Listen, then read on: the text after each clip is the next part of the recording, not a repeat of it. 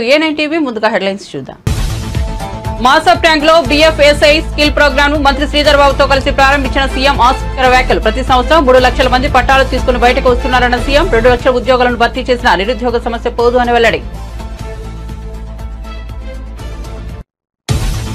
Zero corruption, zero manipulation మా విధానమన్న చంద్రబాబు. విజయవాడ 38వ వార్డులో వరద సాయంపై గొడవ చేశారని వెల్లడించిన సీఎం. బ్లూ మీడియాకు చెందిన వ్యక్తులు తప్పుడు రాతలు రాశారని మండిపడ్డ చంద్రబాబు. తనపై నమ్మకంతో దాతలు 400 కోట్ల విరాళం ఇచ్చారని వెల్లడి.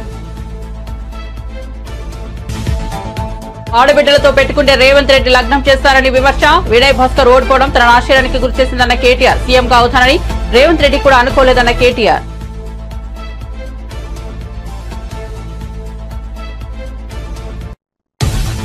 సిబిఐ విచారణ కోరుతున్న వైసీపీ. కౌంటర్ ఇచ్చిన మంత్రి నారా లోకేష్. తిరుమల లడ్డూ వ్యవహారంలో గత ప్రభుత్వంపై తీవ్ర ఆరోపణలు. ప్రమాణాలకు సిద్ధమంటున్న వైసీపీ నేతలు. సిబిఐ విచారణకు డిమాండ్. బాబాయ్ హత్యకు సిబిఐ విచారణకు ఎందుకు కోరలేదన్న నారా లోకేష్. మాజీ సీఎం జగన్ పై మంత్రి పయ్యావుల కేశవ్ తీవ్ర విమర్శలు. తిరుమల వ్యవహారం జగన్ కు ఒక రాజకీయ ఈవెంట్ అని మండిపాటు. జరగని అపచారాన్ని జరిగిందని చెప్పడానికి తమకేం అవసరమని ప్రశ్నించిన మంత్రి. పాలకుడు మారాడు కాబట్టే వాస్తవాలు బయటపడుతున్నాయని వ్యాఖ్య. చంద్రబాబు శ్రీవారి భక్తుడే కాదన్న కొడాలి నాని. రాజకీయ లబ్ధి పొందాలనుకుంటే ఆ వెంకటేశ్వర స్వామి క్షమించబోరన్న వైసీపీ సీనియర్. 28న వైసీపీ తరఫున రాష్ట్ర వ్యాప్తంగా దేవాలయాల్లో పూజలు చేస్తామని పేర్ని నాని ప్రకటన.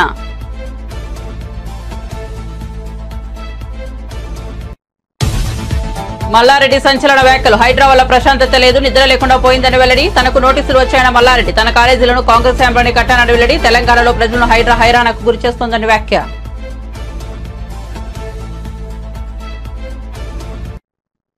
ఇక వార్త వివరాల్లోకి వెళ్తే ఏడాదికి 2 లక్షల ఉద్యోగాలను భర్తీ చేసినా రాష్ట్రంలో నిరుద్యోగ సమస్య సమసిపోదని. కాబట్టి నిరుద్యోగ యువత డిమాండ్ సప్లై సూత్రాన్ని గుర్తుంచుకోవాలని తెలంగాణ సీఎం రేవంత్ రెడ్డి సూచించారు. మాసప్ ట్యాంక్ లో BFSI ను ఫైనాన్షియల్ సర్వీసెస్ స్కిల్ ప్రోగ్రామ్ మంత్రి శ్రీధర్ బాబుతో కలిసి ప్రారంభించారు. ఈ సందర్భంగా సీఎం మాట్లాడుతూ లక్షల ఉద్యోగాలు భర్తీ చేసిన నిరుద్యోగ సమస్య తీరిపోతున్నారు. దీని తీవ్రతను తమ ప్రభుత్వం గుర్తించిందన్నారు. ప్రతి సంవత్సరం 3 లక్షల మంది పట్టాలు తీసుకుని బయటకు వస్తున్నారన్నారు. ఉద్యోగ ఉపాధి అవకాశాలపై పరిశ్రమల యాజమాన్యాలతో మాట్లాడినట్టు తెలిపారు. ఎలాంటి కోర్సులు చదివినా వారు కావాలని అడుగుతున్నారని చెప్పారు. అయినప్పటికీ నిరుద్యోగ యువత డిమాండ్ సప్లై సూత్రాన్ని గుర్తుంచుకోవాలని సూచించారు. డిగ్రీ చదివేవారు భవిష్యత్తు దిశగా ఆలోచన చేయాలన్నారు.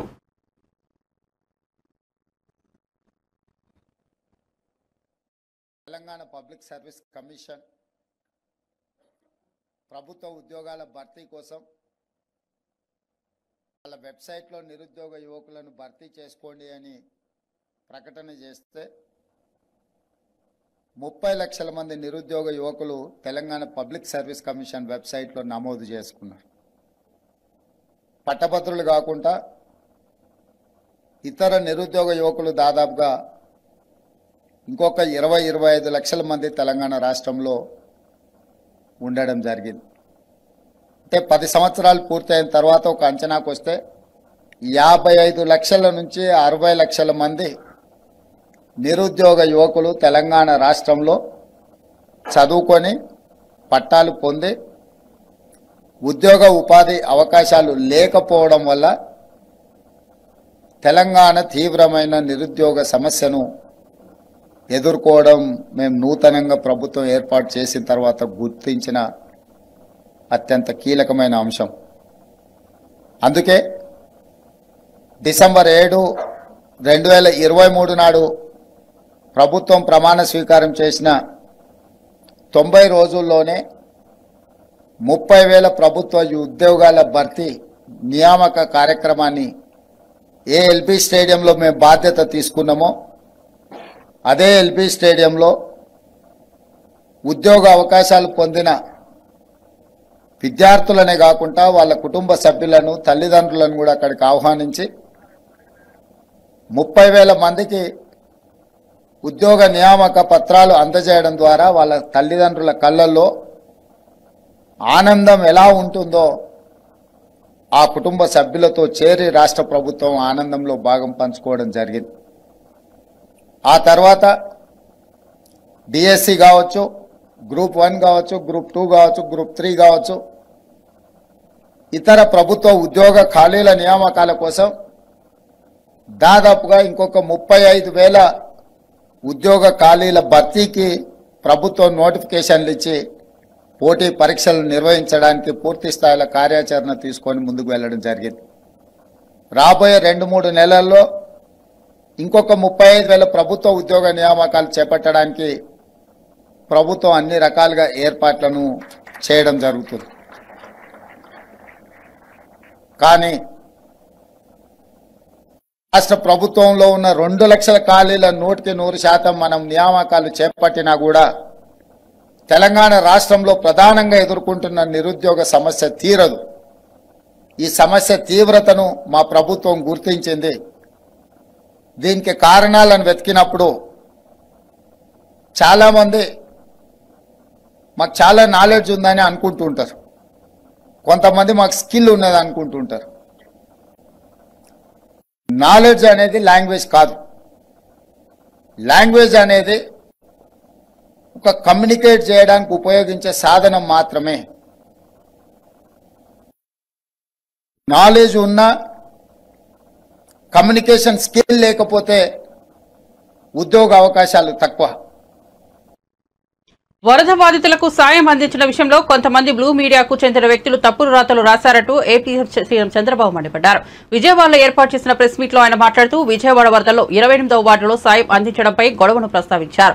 వాస్తవానికి ఆ వార్డులోకి వరద నీళ్లు రాలేదని చెప్పారు. అయినప్పటికీ వారు కూడా కష్టాలను ఎదుర్కొన్నారని మానవతా దృక్పథంతో 25 కేజీల బియ్యం ప్యాకెట్లను అక్కడ ప్రజలకు అందించామని చెప్పారు. దీనిపై మీడియా అవాస్తవాలు ప్రచారం చేశారని చెప్పారు. ప్రజలను ఎలా ఎడ్యుకేట్ చేయాలో తమకు తెలుసునని చెప్పారు. వరద సాయం విషయంలో చాలా మంది తనపై నమ్మకంతో విరాళం అందించారని చెప్పారు. తనపై నమ్మకంతో తామిచ్చే డబ్బు నిజమైన బాధితులకు చేరుతుందనే విశ్వాసంతో పెద్ద సంఖ్యలో దాతలు ముందుకు వచ్చి తోచిన సాయం అందించారని చెప్పారు. తనపై నమ్మకంతో 400 కోట్ల రూపాయల విరాళం అందించారని, ఆ నమ్మకాన్ని నిలబెట్టుకోవడానికి పూర్తి పారదర్శకంగా పనిచేస్తున్నామని వివరించారు.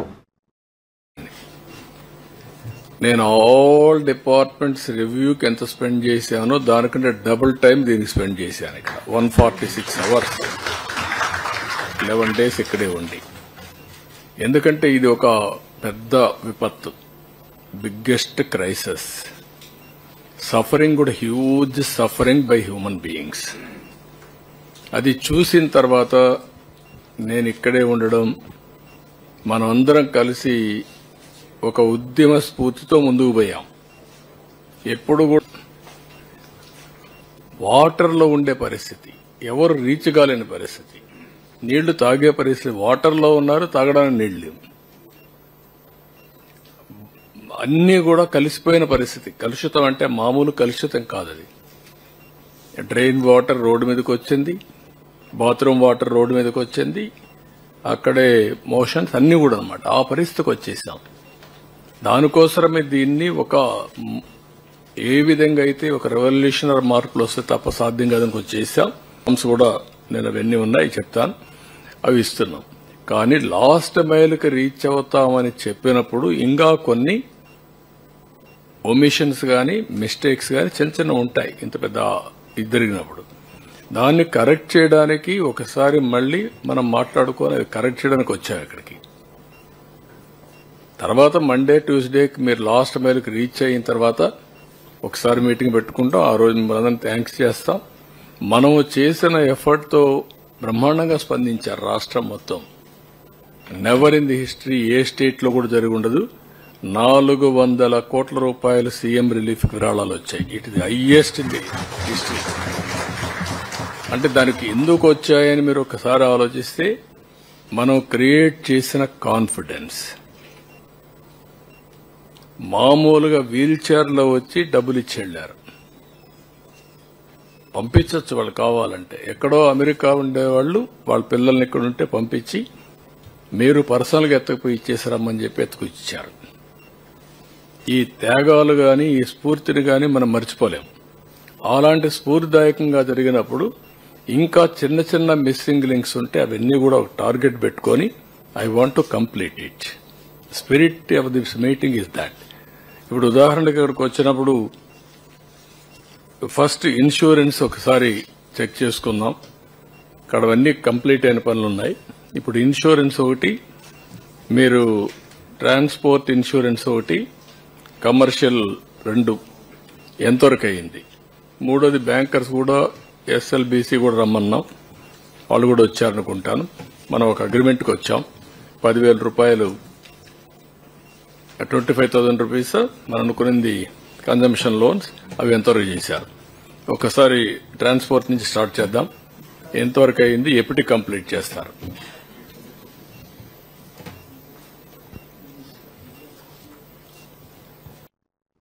తిరుపతి లడ్డూ తయారీకి వాడిన నెయ్యిలో జంతువుల కొవ్వు కలిసిందన్న ఆరోపణలపై వైసీపీ బగ్గుపట్టోంది. తాము ఏ తప్పు చేయలేదని వైసీపీ నేతలు ప్రమాణాలకు సై అంటున్నారు. కావాలంటే ఆ వ్యవహారంలో సీబీఐ విచారణ జరిపించాలని డిమాండ్ చేస్తున్నారు. ఈ నేపథ్యంలో మంత్రి నారా లోకేష్ కౌంటర్ ఇచ్చారు. సీబీఐ విచారణ పట్ల వైసీపీ వాళ్లకు అంత ప్రేమ ఉంటే బాబాయ్ హత్యపై జగన్ ఎందుకు సీబీఐ విచారణ వేయలేదని సూటిగా ప్రశ్నించారు.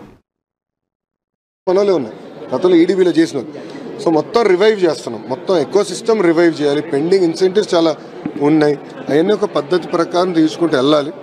ఇది కొంచెం జర్నీ బిల్డప్ చేయాల్సిన అవసరం, సిస్టమేటిక్ వెళ్ళాలి. ఒకే రోజులో అందరి సమస్యలు నేను పరిష్కరించలేము. సో పద్ధతి ప్రకారం నేను చేయాలి, ఆ దిశగా మేము పనిచేస్తున్నాం.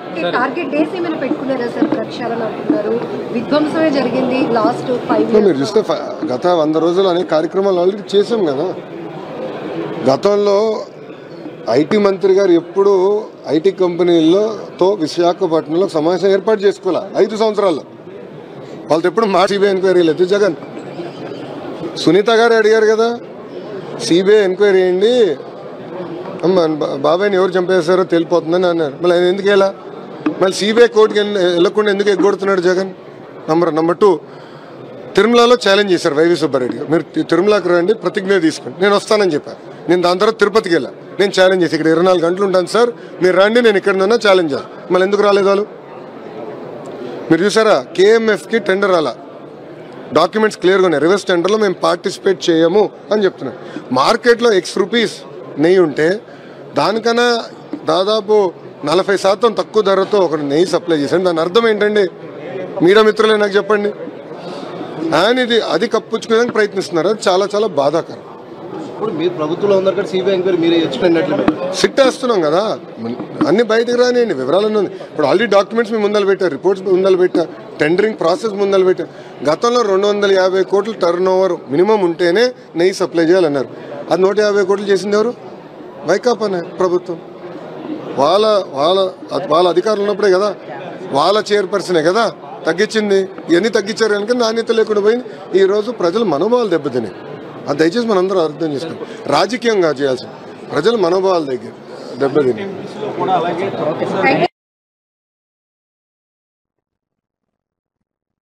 గాడిద ఉంటేనే గుర్రం విలువ తెలుస్తుంది, చిట్టినాయుడు ఉంటేనే కదా కేసీఆర్ విలువ తెలిసేదని బీఆర్ఎస్ వర్కింగ్ ప్రెసిడెంట్ కేటీఆర్ అన్నారు. ఆడబిడ్డలతో పెట్టుకుంటే రేవంత్ రెడ్డికి వారు పక్కా లగ్నం చేస్తారని హెచ్చరించారు. హైదరాబాద్ లోని పార్టీ కార్యాలయంలో వరంగల్ వెస్ట్ కార్యకర్తల సమావేశంలో ఆయన మాట్లాడుతూ ఓటమి కూడా మనకు మంచిదే అన్నారు. కాంగ్రెస్ పాలన చూస్తేనే కేసీఆర్ విలువ తెలుస్తుందన్నారు. ప్రస్తుతం బీఆర్ఎస్ సంధికాలంలో ఉందన్నారు. ఎందుకంటే ప్రతిపక్ష పాత్ర బీఆర్ఎస్ కు కొత్తేనని పేర్కొన్నారు.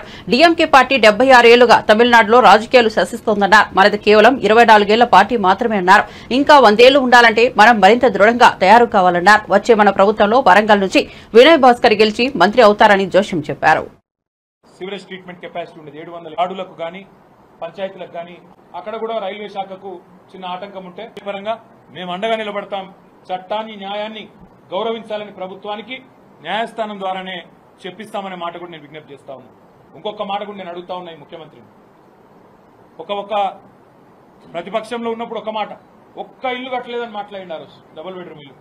ఆ రోజు మంత్రిగా శ్రీనివాస్ యాదవ్ గారు ఆయన దగ్గరుండి నేను చూపెడతాను రా అని చెప్పి ఆనాటి శాసనసభాపక్ష నాయకుడు బట్టి విక్రమార్క గారిని తన కారులో ఎక్కించుకొని వివిధ సైట్లు చూపెట్టి చెప్పిండిగో కట్టిన మేము చూడు అని. ఇవాళ అదే ప్రభుత్వం మేము కట్టిన ఇండ్లు ఇవాళ అదే ఇండ్లను మూసీలో ఇంకొకడ ఇస్తా అంటున్నది. మేము ఒక్కటే అడుగుతా ఉన్నాం, మీరు కేవలం మీద కాగితాలు ఇచ్చి తప్పించుకుంటామంటే కుదరదు, తాళాలు ఇవ్వండి. తిరుమల శ్రీవారి లడ్డూ ప్రసాదం కల్తీ వ్యవహారం ఏపీలో రాజకీయ మంటలు రాజేస్తోంది. నెయ్యి కల్తీ జరగకపోయినా జరిగినట్టు అసత్య ప్రచారం చేస్తున్నారంటూ వైసీపీ నేతలు వాదిస్తున్నారు. ఈ నేపథ్యంలో కూటమి నేతల పాపాలను క్షమించి వదిలేయమని వెంకటేశ్వర స్వామిని కోరుతూ సెప్టెంబర్ 28న రాష్ట్ర వ్యాప్తంగా దేవాలయాల్లో పూజలు చేరున్నట్లు వైసీపీ ప్రకటించింది. ఈ ప్రకటనపై ఏపీ మంత్రి టీడీపీ సీనియర్ నేత పయ్యావుల కేశవ్ స్పందించారు. వైసీపీ ఎమ్మెల్యే జగన్ ఈ నెల 28వ తేదీన పూజలు చేయాలని పిలుపునిచ్చారని, ఆయన మారలేదని, ఆయన దురాచరణలు మానుకోలేదని మంత్రి విమర్శించారు. తిరుమల వ్యవహారం జగన్ కు ఒక రాజకీయ ఈవెంట్ అని, కానీ తమకు ఇది ఓ సెంటిమెంట్ అని ఆయన వ్యాఖ్యానించారు. జరగని అపచారాన్ని జరిగిందని చెప్పడానికి తమకేం అవసరమని మంత్రి ప్రశ్నించారు. జరిగింది కాబట్టే చెబుతున్నామని స్పష్టం చేశారు. జగన్ కు దేవుడి మీద నమ్మకం లేకపోవడంతోనే ఈ తప్పులు జరిగాయని అన్నారు. దేవాలయాలన్నింటిలోనూ పూజలు చేయాలని, తిరుపతిలో జరిగినటువంటి అపచారానికి ప్రాయశ్చిత్తం చేసుకోవాలని ఏదో పిలుపునిచ్చినట్టు ఆయన కూడా తిరుపతి వెళ్లే ప్రయత్నం చేస్తున్నట్టుగా వింటున్నాం. జగన్మోహన్ రెడ్డి గారు ఆయన మారలేదు, ఆయన ఆలోచనలు మారలేదు, ఆలోచనలు మానలేదు కూడా. జగన్మోహన్ రెడ్డి గారికి ఇదొక పొలిటికల్ ఈవెంట్, ఈ రాష్ట్ర ప్రజానీకానికి ఇదొక సెంటిమెంట్. దీన్ని కూడా రాజకీయ కోణంలోనే పల్లె పల్లెల్లోనూ ఒక ఈవెంట్గా మార్చినటువంటి నీ ఆలోచన అనేటువంటిది నిజంగా బాధాకరం జగన్మోహన్ రెడ్డి గారు. ఎస్, మీరు ఆ దేవుడిని నమ్మకపోవచ్చు, మీకు ఆ దేవుడి మీద నమ్మకం లేకపోవచ్చు,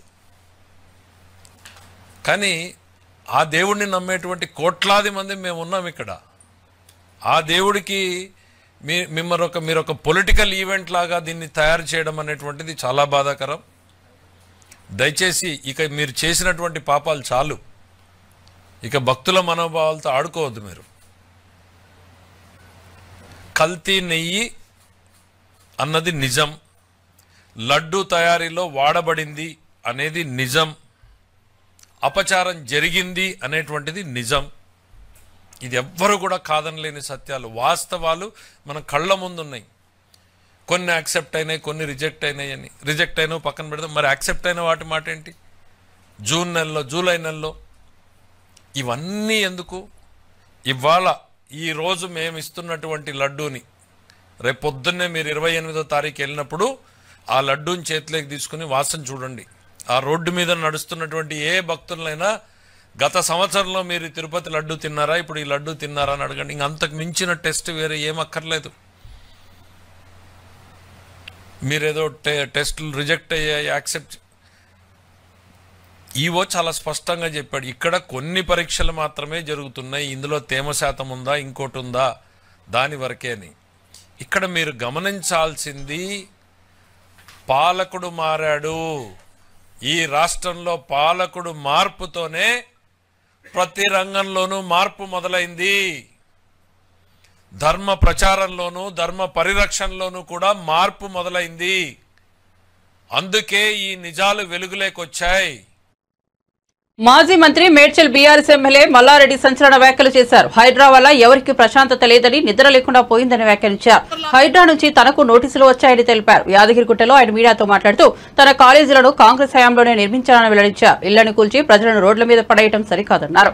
కాంగ్రెస్ పార్టీలో గ్రూప్ రాజకీయాలు సహజమే అన్నారు. తెలంగాణలో హైడ్రా ప్రజలను హైరాణకు గురిచేస్తోందన్నారు. ప్రజల దృష్టి మరల్చడానికే హైడ్రాను ప్రయోగిస్తున్నారని విమర్శించారు. ఇళ్లను కూల్చివేసి ప్రజలను రోడ్లపై పడాల్సిన అవసరం ఏమొచ్చిందని ప్రశ్నించారు. ఎన్నికల సమయంలో కాంగ్రెస్ ఇచ్చిన హామీలను నెరవేర్చాలని డిమాండ్ చేశారు. తెలంగాణలో ఏదో యుద్ధం చేసినట్లుగా ఇళ్లను కూల్చివేస్తున్నారని విమర్శించారు. ఎంఆర్ఓ ఆఫీసులు ఉన్నాయి, ఇరిగేషన్ అధికారులు ఉన్నారు, ఎఫ్డిఎల్ అధికారులు ఉన్నారు.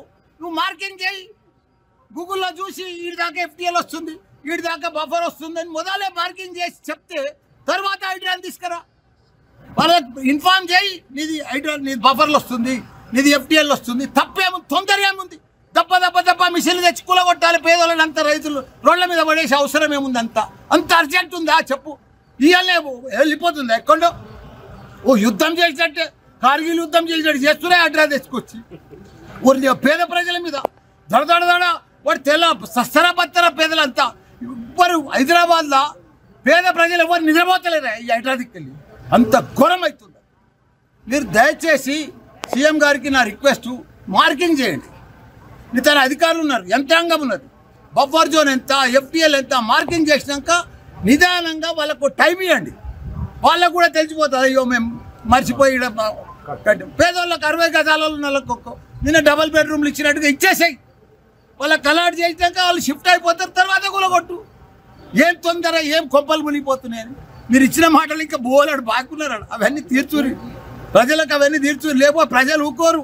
మిమ్మల్ని అనుకుంటారు అంటే ప్రజలు ఏం తెలుస్తలేదు, ఏమైతలేదు, మేము బాగా చేస్తున్నాం బ్రహ్మాండం అని. ప్రజలు అన్ని అబ్జర్వ్ చేస్తారు, అన్ని చూస్తారు, మీ కథలన్నీ చూస్తారు, మీ ఎతలన్నీ చూస్తారు, మీ ఐడ్రాలన్నీ చూస్తారు, మీ డ్రామాలన్నీ చూస్తారు. దయచేసి మల్లారెడ్డి కాలేజీలో నోటీసులు ఇచ్చారు అంటారు హైదరాబాద్. నోటీస్ ఇస్తే ఇయ్యలే, తప్పేముంది? అందరికి ఇచ్చినట్టు నాకు ఇస్తారు, నాకు ఇస్తారు కదా. నాది ఎఫ్టీఎల్ ఉంటే బాబర్లు ఉంటే తప్పకుండా నేనే తీసేసుకుంటా, నేనే లెటర్ ఇచ్చిందే, తప్పేముంది? అరే మర్చిపోయి కట్టామా, తెలియక కట్టామా, కాంగ్రెస్ ప్రభుత్వంలో కట్టామా మాకు తెలియదు కదా. నేను కాలేజీలన్నీ కాంగ్రెస్ ప్రభుత్వంలోనే కట్టా, ఇప్పుడు మా టీఆర్ఎస్ ప్రభుత్వం ఏం కట్టలే. నేను ఏపీ రాజకీయాల్లో ప్రకంపనలు రేపుతున్న తిరుమల లడ్డు వ్యవహారంపై మాజీ మంత్రి వివక్ష వైఎస్ఆర్సీపీ సీనియర్ నేత కొడాలి నాని తొలిసారి స్పందించారు. తిరుమల వెంకటేశ్వర స్వామి వారిని కూడా చంద్రబాబు రాజకీయం చేస్తున్నారని, లడ్డూ ప్రసాదం వ్యవహారంలో రాజకీయ లబ్ధి పొందాలనుకుంటే ఆ వెంకటేశ్వర స్వామి చంద్రబాబును క్షమించబోరని నాని వ్యాఖ్యానించారు. మే నెలలో జరిగిన అసెంబ్లీ ఎన్నికల్లో ఓడిపోయిన తర్వాత తొలిసారి ఆయన మీడియా సమావేశంలో మాట్లాడారు. పార్టీకి చెందిన మరో సీనియర్ నేత పేర్ని నానితో కలిసి తాడేపల్లిలోని పార్టీ కార్యాలయంలో మీడియా సమావేశంలో పాల్గొన్న ఆయన కూటమి ప్రభుత్వం సీఎం చంద్రబాబుపై విమర్శలు గుప్పించారు. మేమైతే ఎలా అయితే టెండర్లు పిలిచామో అదే రకంగా చంద్రబాబు నాయుడు కూడా టెండర్లు పిలిచి ఆ 5 సంవత్సరాల్లో 4 బిడ్డలుంటే 4 కంపెనీలకు 4 సార్లు ఇచ్చాడు. అయితే ఆయన ముఖ్యమంత్రిగా ఉండగా 14-15 సార్లు నెయ్యిలో క్వాలిటీ లేదని చెప్పి సర్టిఫికేట్లతో ఆ ట్యాంకర్లు వెనక్కి పంపడం జరిగింది. ఆ తర్వాత వైఎస్ఆర్ కాంగ్రెస్ ప్రభుత్వం వచ్చిన తర్వాత అక్కడ గతంలో ఏ రకంగా టెండర్లు పిలిచారో, ఏ రకంగా కేటాయింపులు చేశారో అదే రకంగా మా ప్రభుత్వం కూడా కేటాయింపులు చేసింది. 18 సార్లు జగన్మోహన్ రెడ్డి గారు ముఖ్యమంత్రిగా ఉండగా ఈ నెయ్యిలో క్వాలిటీ లేదని చెప్పి దాన్ని వెనక్కి పంపడం జరిగింది. ప్రతి వెహికల్ని తిరుమల తిరుపతి దేవస్థానానికి వచ్చేటువంటి ప్రతి దాన్ని కూడా ఇన్స్పెక్షన్ చేసి దాంట్లో లోపాలు ఉంటే దాన్ని వెనక్కి పంపించి అది వాళ్ళకి కావలసినట్టు ఉంటేనే అక్కడ దించుకునేటువంటి పరిస్థితి ఉంటుంది. ఇది గత ప్రభుత్వాలు గత 100 సంవత్సరాల నుంచి వచ్చేటువంటి ఆనవాయితీ. దాని ప్రకారమే చంద్రబాబు ముఖ్యమంత్రిగా ఉన్నా, జగన్మోహన్ రెడ్డి గారు ముఖ్యమంత్రిగా ఉన్నా, అంతకుముందు వేరే ముఖ్యమంత్రులు ఉన్నా కూడా ఈ క్వాలిటీ లేనటువంటి నెయ్యి కావచ్చు, ఇతర ఆహార పదార్థాలనే రిజెక్ట్ చేసి వెనక్కి పంపినటువంటి సందర్భాలు కోకొల్లలు ఉన్నాయి. అదే విధానంగా చంద్రబాబు నాయుడు ముఖ్యమంత్రి అయిన తర్వాత 4వ తారీఖు జగన్మోహన్ రెడ్డి గారు జూన్ 4న ఆయన రాజీనామా చేశాడు ఈ రాష్ట్రానికి ముఖ్యమంత్రిగా. జూలై 17వ తారీఖు వరకు అనేక ఆహార తినుబండారాలు, ఆహారాన్ని సరఫరా చేసేటువంటి టెండర్లో తీసుకున్నటువంటి కాంట్రాక్టర్లో నెయ్యి సప్లై చేశారు, ఆహార పదార్థాలు సప్లై చేశారు. వాటిల్లో చంద్రబాబు ముఖ్యమంత్రిగా ఉండగా 17వ తారీఖున వచ్చినటువంటి ఒక ట్యాంకర్లో వాళ్ళకి కావాల్సినటువంటి మెజర్మెంట్స్లో లేదు నెయ్యి, కాబట్టి మేము దీన్ని రిజెక్ట్ చేస్తున్నామని చెప్పి దాన్ని వెనక పంపడం జరిగింది. ఆ నెయ్యిని వాడల గతంలో కూడా రిజెక్ట్ చేసి 18 సార్లు పంపించేటువంటి నెయ్యిలు వస్తాయి. ఎప్పుడూ కూడా క్వాలిటీ లేనటువంటి నెయ్యి కానీ నూనె కానీ ఎటువంటి ఆహార పదార్థాలు తిరుమల తిరుపతి దేవస్థానంలో వాడినటువంటి పరిస్థితి లేదు. 17వ తారీఖున జూలై 17వ తారీఖున ఏం ఫస్ట్ టైం కాదు రిజెక్ట్ అవటం, కొన్ని 100 సార్లు రిజెక్ట్ అయినాయి. అదే 2047 నాటికి దేశంలో నెంబర్ 1 రాష్ట్రంగా ఆంధ్రప్రదేశ్ ను అభివృద్ధి చేయడానికి రూట్ మ్యాప్ సిద్ధం చేశామని రాష్ట్ర విద్య, ఐటీ, ఎలక్ట్రానిక్స్ శాఖల మంత్రి నారా లోకేష్ అన్నారు. కాన్ఫెడరెన్సెస్ ఆఫ్ ఇండియా ఇండస్ట్రీ ఆంధ్రప్రదేశ్ శాఖ ఆధ్వర్యంలో విశాఖ నోవాటెల్ హోటల్లో నిర్వహించిన ఇన్ఫ్రాస్ట్రక్చర్ సమ్మిట్ కు ముఖ్య అతిథిగా హాజరయ్యారు. రాష్ట్రంలో కొత్త పరిశ్రమల స్థాపనకు గల అవకాశాలు, ఆర్థిక వనరులు, మౌలిక సదుపాయాల అభివృద్ధికి చేపట్టాల్సిన చర్యలపై నిర్వహించిన సదస్సుకు జాతీయ స్థాయి ప్రముఖ పారిశ్రామిక సంస్థల ప్రతినిధులు హాజరయ్యారు. ఈ సందర్భంగా లోకేష్ మాట్లాడుతూ రాష్ట్రంలో కొత్తగా ఏర్పడిన కూటమి ప్రభుత్వం మౌలిక సదుపాయాల కల్పనకు అత్యధిక ప్రాధాన్యతనిస్తోందన్నారు. రాష్ట్రంలో పారిశ్రామిక అభివృద్ధికి గత ప్రభుత్వ చర్యల కారణంగా 5 ఏళ్లుగా స్పీడ్ బ్రేకర్లు పడ్డాయని, అన్ని విధాల నిర్లక్ష్యానికి గురైన రాష్ట్రాన్ని మళ్లీ గాడిలో పెట్టడానికి అన్ని చర్యలు తీసుకుంటున్నట్లు చెప్పారు. చంద్రబాబు నేతృత్వంలో రాష్ట్రం అభివృద్ధి దిశగా వేగవంతంగా ముందుకు సాగుతోందన్నారు.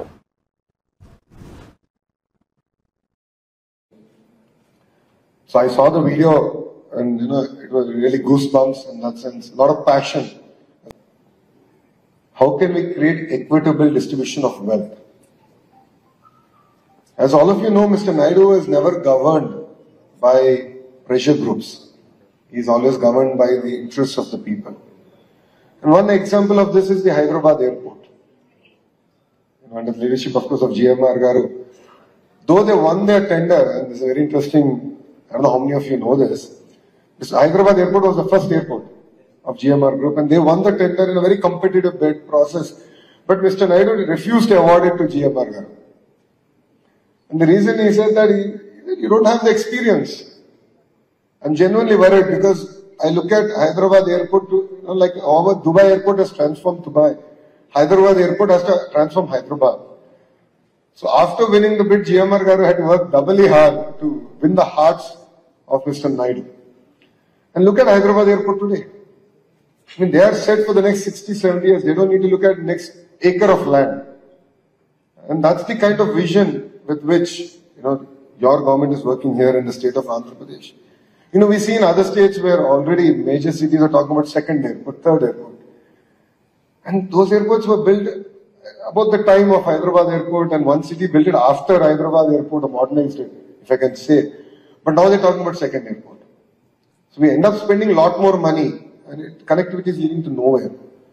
So I would urge all of you to look at it from this perspective, where how do we bring people together, how do we take a city forward, how do we take the nation forward. I always keep saying, as a country, we end up building infrastructure for yesterday. BC ఉద్యమాన్ని బలోపేతం చేయడం కోసమే తాను రాజ్యసభ సభ్య పదవికి రాజీనామా చేశానని BC సంక్షేమ సంఘం జాతీయ అధ్యక్షుడు ఆర్ కృష్ణయ్య అన్నారు. ఎంపీ పదవికి రాజీనామా తర్వాత బుధవారం హైదరాబాద్ లో మీడియా సమావేశంలో మాట్లాడిన ఆయన బీసీ ఉద్యమాన్ని బలంగా ముందుకు తీసుకెళ్లే క్రమంలో మా వెనుక ఏదో రాజకీయ పార్టీ ఉందనే మచ్చ వస్తుందని దానిని అరకట్టేందుకే పార్టీలకు అతీతంగా ఉద్యమం చేపట్టారని ఈ నిర్ణయం తీసుకున్నారన్నారు. తెలుగు రాష్ట్రాల్లో కొంతమేర బీసీల అభివృద్ధి జరిగిందని ఇది దేశమంతటా జరగాలనేదే మా డిమాండ్ అన్నారు. చట్టసభలో బీసీలకు 50% రిజర్వేషన్లు కల్పించడంతో పాటు ఇక్కడ బీసీలు చదువుకునేందుకు అవకాశాలు కల్పించినట్లుగా మిగతా రాష్ట్రాల్లోనూ బీసీలకు విద్యా అవకాశాలు మెరుగుపరచాలన్నారు. అప్పుడు మాత్రమే కులాల లోపల అన్ని రంగాల్లో సమానత్వం మొదలవుతుందన్నారు. పోరాటాలు 1982 గురుకులాలు పెట్టాలని సోషల్ వెల్ఫేర్ డైరెక్టరేట్ను పెద్ద ఎత్తున దాడి చేసి ధర్నా చేసి ముట్టడించాం. ఈ విధంగా అనేకమైన ఉద్యోగాలు భర్తీ చేయాలని పబ్లిక్ సర్వీస్ కమిషన్ను 92, 93, 94లో అనేక సార్లు ముట్టడి చేశాం. ఇట్లాంటి మిలిటెంట్ ఉద్యమాలు చేయడం ద్వారా అనేక రకాలుగా ముందుకు రావడం జరిగింది. ఇప్పుడు పీస్ఫుల్గా గాంధేయ మార్గం లోపల నేను విజ్ఞప్తి చేస్తున్నా, బీసీలందరికీ స్థానిక సంస్థల్లో రిజర్వేషన్లను పెంచాలి, జనాభా లెక్కలు తీసి, అదేవిధంగా చట్టసభలో రిజర్వేషన్ల కోసం బలమైన బీసీ ఉద్యమాన్ని నిర్మించాలి. ఒక తెలంగాణ లోపల బలమైన బీసీ ఉద్యమం ఉంటే దాని ప్రభావం ఇతర రాష్ట్రాలలో పడుతుంది, దాని ప్రభావం కేంద్ర ప్రభుత్వం మీద పడుతుంది. అందుకోసం ఇప్పుడు కాకపోతే ఎప్పుడు కాదు. అందుకే అనారోగ్యం క్యూర్ కోసం 1 ఇయర్ లోపల 1 ఇయర్గా ఇబ్బంది పడ్డా, ఇప్పుడు జర క్యూర్ అయింది. అదేవిధంగా ఈ ఇంత ఏజ్ ఉన్నప్పటికి కూడా నేను తప్పనిసరి బీసీల కోసం ఎన్నో త్యాగాలు చేయవలసి వస్తుంది. గతంలో కూడా బీసీల కోసం అనేక త్యాగాలు చేశాం. అనేక పదవులు వచ్చిన ఉద్యోగాలు వచ్చిన వదులుకొని బీసీల చదువుకోవాలి. బీసీలు బులెటిన్ ముగించే ముందు హెడ్లైన్స్ మరోసారి చూద్దాం. మాసప్ ట్యాంక్ లో BFSI స్కిల్ ప్రోగ్రామ్ ను మంత్రి శ్రీధర్ బాబుతో కలిసి ప్రారంభించిన సీఎం ఆసక్తికర వ్యాఖ్యలు. ప్రతి సంవత్సరం 3 లక్షల మంది పట్టాలు తీసుకుని బయటకు వస్తున్నారన్న సీఎం. 2 లక్షల ఉద్యోగాలను భర్తీ చేసిన నిరుద్యోగ సమస్య పోదు అని వెల్లడి. జీరో కరప్షన్, జీరో మ్యానిపులేషన్ మా విధానమన్న చంద్రబాబు. విజయవాడ 38వ వార్డులో వరద సాయంపై గొడవ చేశారని వెల్లడించిన సీఎం. బ్లూ మీడియాకు చెందిన వ్యక్తులు తప్పుడు రాతలు రాశారని మండిపడ్డ చంద్రబాబు. తనపై నమ్మకంతో దాతలు 400 కోట్ల విరాళం ఇచ్చారని వెల్లడి. ఆడబిడ్డలతో పెట్టుకుంటే రేవంత్ రెడ్డి లగ్నం చేస్తారని విమర్శ. వినయ్ భాస్కర్ ఓడిపోవడం తన ఆశ్చర్యానికి గురిచేసిందన్న కేటీఆర్. సీఎంగా అవుతానని రేవంత్ రెడ్డి కూడా అనుకోలేదన్న కేటీఆర్.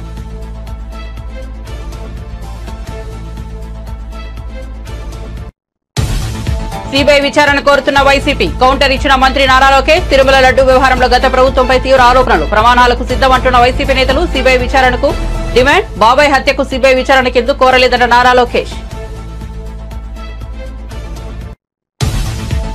మాజీ సీఎం జగన్ పై మంత్రి పయ్యావుల కేశవ్ తీవ్ర విమర్శలు. తిరుమల వ్యవహారం జగన్ కు ఒక రాజకీయ ఈవెంట్ అని మండిపాటు. జరగని అపచారాన్ని జరిగిందని చెప్పడానికి తమకేం అవసరమని ప్రశ్నించిన మంత్రి. పాలకుడు మారాడు కాబట్టే వాస్తవాలు బయటపడుతున్నాయని వ్యాఖ్య. చంద్రబాబు శ్రీవారి భక్తుడే కాదన్న కొడాలి నాని. రాజకీయ లబ్ధి పొందాలనుకుంటే ఆ వెంకటేశ్వర స్వామి క్షమించబోరన్న వైసీపీ సీనియర్. 28న వైసీపీ తరఫున రాష్ట్ర వ్యాప్తంగా దేవాలయాల్లో పూజలు చేస్తామని పేర్ని నాని ప్రకటన.